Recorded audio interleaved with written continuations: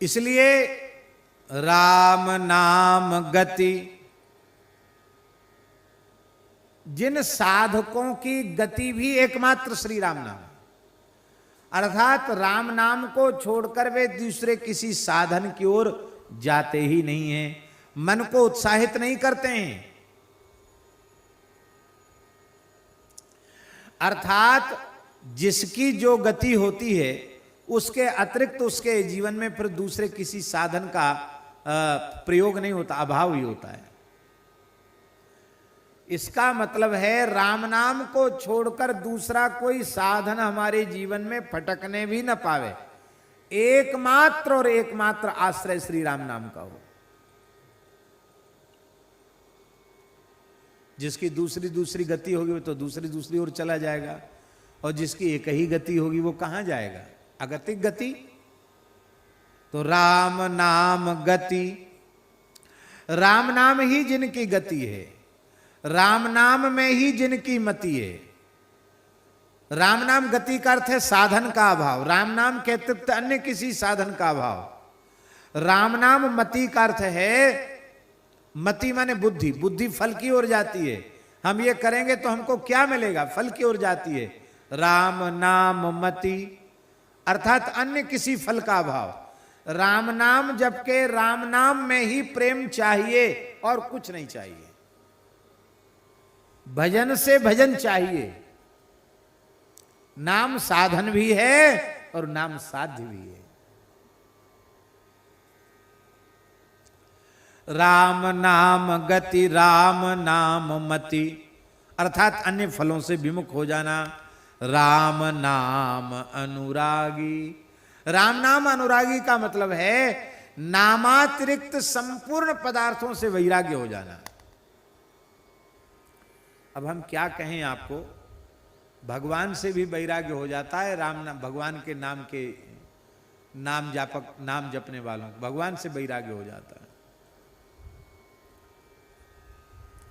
भगवान के लिए तो बैरागी भय, भगवान से बैराग्य हो गए, बोले हाँ ऐसा हो जाता है। श्री चैतन्य महाप्रभु के पार्षद श्री सनातन गोस्वामी जी महाराज, उन्होंने आदित्य टीला पर वृंदावन में श्री मदन मोहन जी को विराजमान कर दिया। ठाकुर श्री मदन मोहन जी जो इस समय करौली में विराज रहे हैं, राजस्थान करौली में ठाकुर श्री मदन मोहन जी। एक ब्राह्मणी के यहाँ थे मथुरा में ठाकुर जी, वहीं से लेके आए थे सनातन गोस्वामी जी। तो पहले तो मधुकरी मांग लेते थे, महीना में एक दिन रोटी मांगने जाते थे, और फिर उसको भूख लगती तो जमुना जी के जल में भिजा के पा लेते थे, बाकी भजन करते थे। अब ठाकुर जी आ गए तो उनको बासी रोटी भूख कैसे लगावें, तो फिर रोटी की जगह आटा मांगने लगे। वह कोई बर्तन नहीं था बनाने बनाने का, तो आटे की बाटी बना लेते और उसी को वहीं जंगल की कंडा लकड़ी बीन कर उसमें सेक लेते, और कोई बर्तन भोग लगाने का नहीं, हथेली पर ही बाटी रखकर उसका एक टुकड़ा लेकर के ठाकुर जी के मुख में पधराते। आज भी मदन मोहन जी के यहाँ चित्र प्राचीन रखा है, और ठाकुर जी को अपने हथेली पर ही बाटी रखकर उसके छोटे छोटे ग्रास बनाकर सनातन गोस्वामी भगवान के मुख में दे रहे हैं। एक दिन ठाकुर जी बोले, बाबा तू बड़ो हमारो प्रेमी है, भावुक है, तेरी इन रोखी सूखी बाटियन में स्वाद तो आवे, पर एक बात है बाबा, ने किया में रामरस गेर दियो करो तो नेकाज स्वाद और बढ़ जाएगा। मैंने थोड़ा नमक पड़ जाए, क्यों दाल साग तो कुछ है नहीं, चोखा चटनी तो कुछ है नहीं, खाली सूखी सूखी बाटी। ठाकुर जी बोले थोड़ा नमक डाल दिया करो। उन्होंने सोचा चलो भगवान कोई ज़्यादा तो मांग कर नहीं रहे हैं, नमक ही तो मांग रहे हैं, तो भिक्षा में गए, बोले थोड़ा सा रामरस नमक भी चाहिए, नमक भी मिल गया। अब नमक डालकर बाटी बनाई, ठाकुर जी पाए 2-4 दिन नमक वाली बाटी। बोले बाबा सांची कह दूँ? हाँ कहे।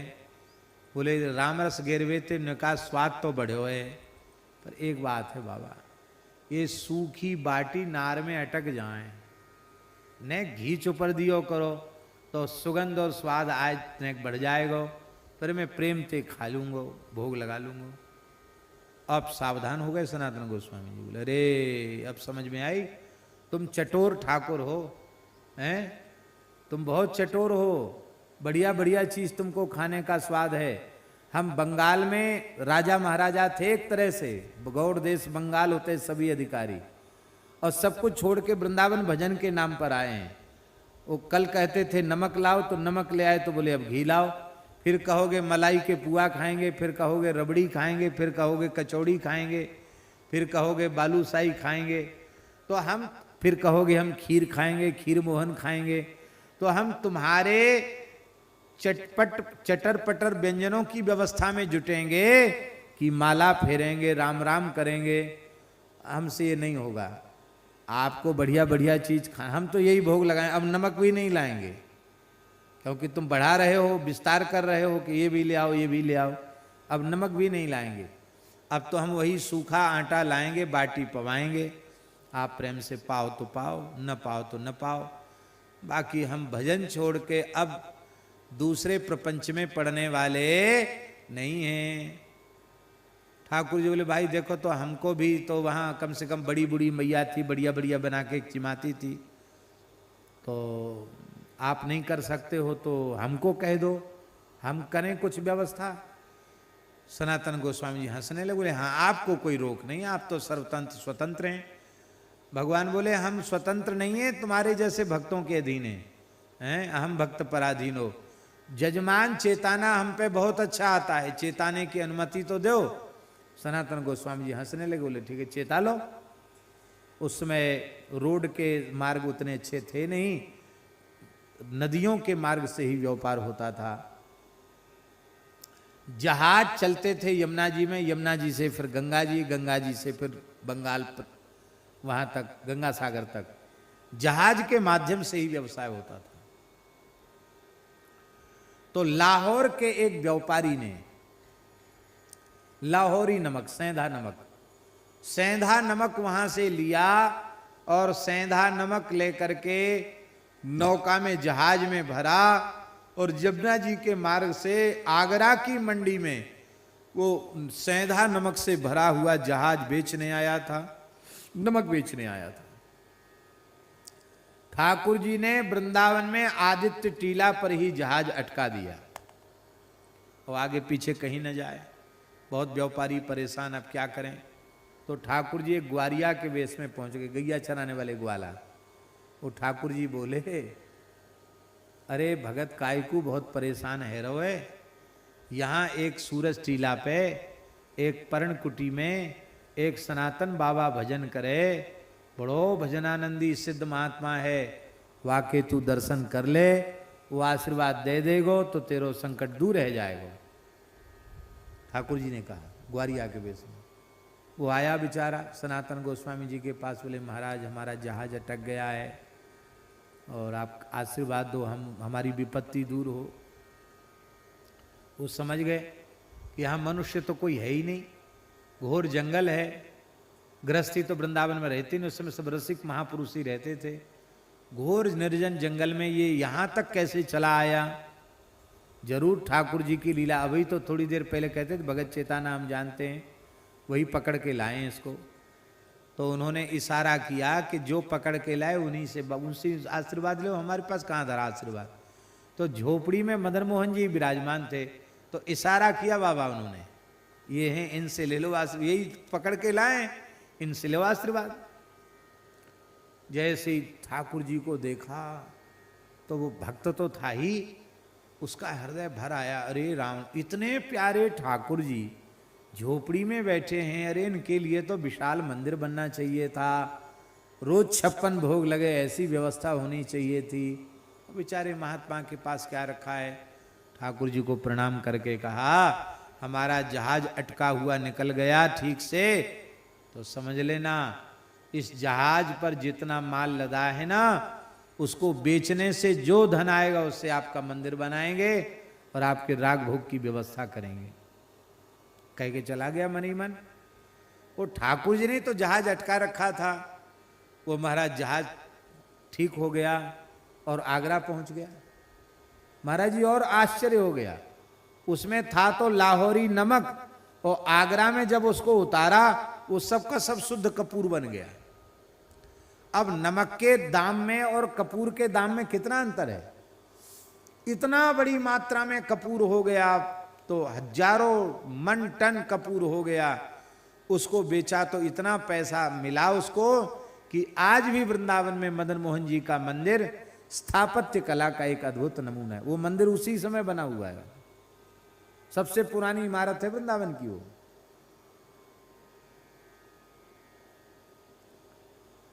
पर जब ठाकुर जी ने राग भोग की व्यवस्था बना ली तो श्री सनातन गोस्वामी जी ने हाथ जोड़कर कहा, प्रभु मैं तो केवल आपके दर्शन का ही आनंद लूंगा और अपनी मधुकरी मांग के जैसे पहले जीवन निर्वाह करता था वैसे ही करूंगा। आप खूब प्रेम से ठाट बाट से रहो और खूब प्रेम से भोगो, क्योंकि हम भजन नहीं छोड़ सकते।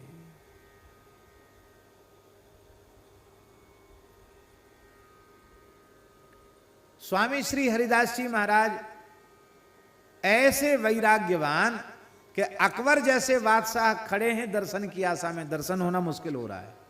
द्रौपदी द्वार ठाड़े रहे दर्शन आशा जासुकी। जब राजाओं से सम्राटों से कुछ नहीं चाहिए तो दुनिया से तो उनको क्या चाहिए? कुछ नहीं। बिहारी जी अपने राग भोग की व्यवस्था खुद करते, उनके चरणों से मुहर निकलती और उनको सेवक ले जाते, बाजार से सामान ले आते और रोज वही खर्च हो जाता।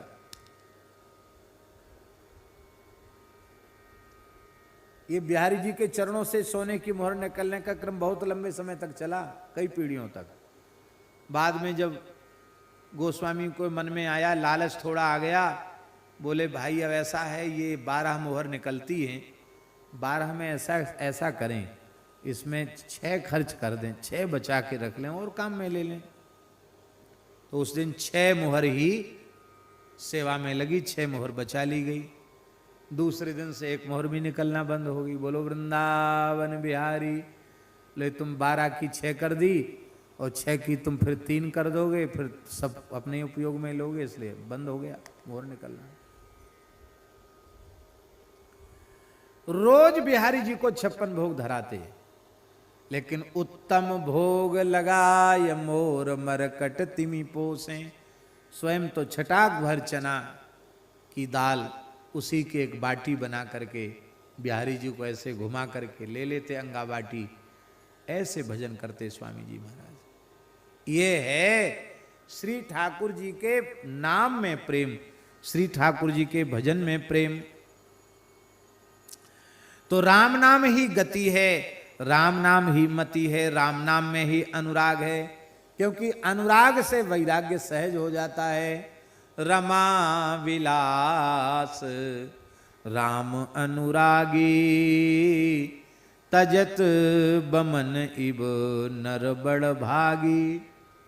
दूसरा भाव यह है कि राम नाम मति, अर्थात जिनकी बुद्धि में राम नाम के अलावा और कुछ भी नहीं है, भगवान नाम के अलावा बुद्धि में दूसरी चीज आती ही नहीं है। स्वप्न में भी उनकी बुद्धि नाम को छोड़कर अन्यत्र कहीं जाती ही नहीं है। राम नाम को ही अपना जीवन प्राण सर्वस्व मानती है। ऐसी बात अनेकों स्थानों पर गोस्वामी जी ने कही। अपनो भलो राम नाम ही ते, तुलसी समुझी परो। अब ये समझना किसका काम है? अपनो भलो राम नाम ही ते, तुलसी ही समुझ परो। ये समझ किसका काम है? ये समझ जो है ना, ये बुद्धि का काम है, मति का काम है। नाना पथ निर्वाण के नाना विधान बहुभांति, तुलसी तू मेरे कहे जपु राम नाम दिन रात। ये क्या है? तू मेरे कहे, ये बुद्धि का निर्णय है। बुद्धि कह रही है तुम राम नाम का जप करो। राम नाम अनुरागी, राम नाम के रंग में रंग जाना, नाम प्रेम के रंग में रंग जाना। राम नाम के रंग में रंग गए, उनको श्री राम नामानुरागी कहते हैं। श्री कबीरदास जी की कृपा से उनके शिष्य पद्मनाभ जी महाराज राम नाम के रंग में रंग गए। बहुत सुंदर छप्पे छंद है भक्तमाल जी में। श्री कबीर कृपाते परम तत्व पद्मनाभ पर चोलयो, नाम महानिधि मंत्र नाम ही सेवा पूजा,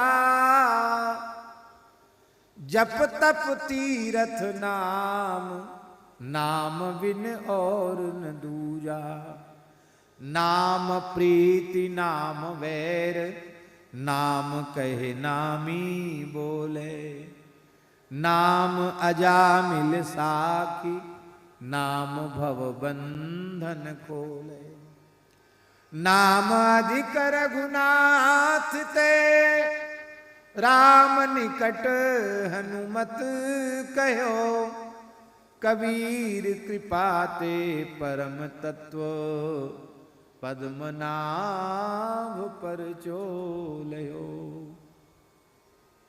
राम नाम गति, राम नाम ही जिनकी गति है, राम नाम में ही जिनकी मति है, राम नाम में ही जिनका अनुराग है, ऐसे जो राम नाम गति वाले, राम नाम मति वाले, राम नाम अनुरागी जो पहले भूतकाल में हो चुके हैं, जो वर्तमान में इस धरती पर नाम गति वाले, नाम मति वाले, नाम अनुराग वाले हैं, और जो भविष्य में भगवत संकल्प से जीव जगत के कल्याण के लिए राम नाम ही जिनकी गति है, राम नाम ही जिनकी मति है, राम नाम में ही जिनका अनुराग है, ऐसे जो जन्म लेने वाले हैं संत, गोस्वामी जी कहते भाग्यशाली कहलाने के योग्य वही हैं। नाम में प्रेम नहीं है और साधनों में भटक रहा है तो वो भाग्यशाली कहलाने के योग्य नहीं है। त्रिभुवन गणियत बड़ भागी, उन्हीं की प्रशंसा सदग्रंथों में होती है। इसलिए गोस्वामी जी ने कहा, तुलसी भगत सुपच भलो भजे रैन दिन राम, ऊंचो कुल के ही काम को जहान हरि को नाम। कहते हैं महाराज गोस्वामी जी कहते हैं, चांडाल कुल में जन्म लेने वाला, स्वपच कुल में जन्म लेने वाला भी यदि दिन रात राम नाम रटता है तो वह भला है, श्रेष्ठ है, वंदन के योग्य है, समादर के योग्य है। किंतु ऊंचे से ऊंचे कुल खानदान में जन्म लेने वाला व्यक्ति यदि हरिनाम से विमुख है तो उसका मुख भी देखने के योग्य नहीं है। अति अनन्य जो हरि को दासा, रटे नाम निस दिन प्रति श्वासा। अनन्य दास की पहचान क्या है? निस दिन राम नाम रटता है। तुलसी ते ही समान नहीं कोई, हमनी के देखा सब लोई। यद्यपि साधु सब ही विधिहीना, तदपि समता के न कुलीना। यह दिन रैन नाम उच्चरे वह नित मान अग्नि में जरे। भगवान का भक्त साधु हर प्रकार से हीन हो, सब प्रकार से हीन हो, दीन हो, पर बड़े से बड़ा कुलीन भी उसकी बराबरी नहीं कर सकता। ये दिन रात राम नाम उच्चारण करता है, वो दिन रात मान बड़ाई की आग में जलता रहता है। इसलिए निरंतर श्री राम नाम में अनुराग। यही कारण है कि गोस्वामी जी ने मानस जी में कहा, धन्यास्ते कृतिनः पिबन्ति सततम श्री राम नामामृतम। और क्या कहा? तेन तप्तम तेन दत्तमेवाखिलम, तेन सर्वं कृतं कर्म जालम। येन श्रीराम नामामृतं पान कृत मनुष्य मन्वद्यम अवलोक्य कालम।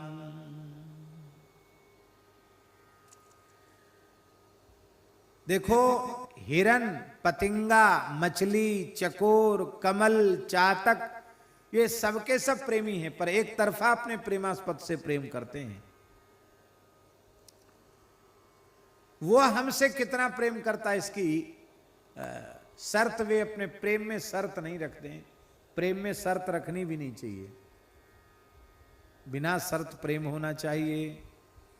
यह एकांगी प्रेम का मार्ग बड़ा कठिन है, लेकिन भैया चाहे जितना कठिन हो, प्रेमी तो इसी मार्ग पर चलते हैं।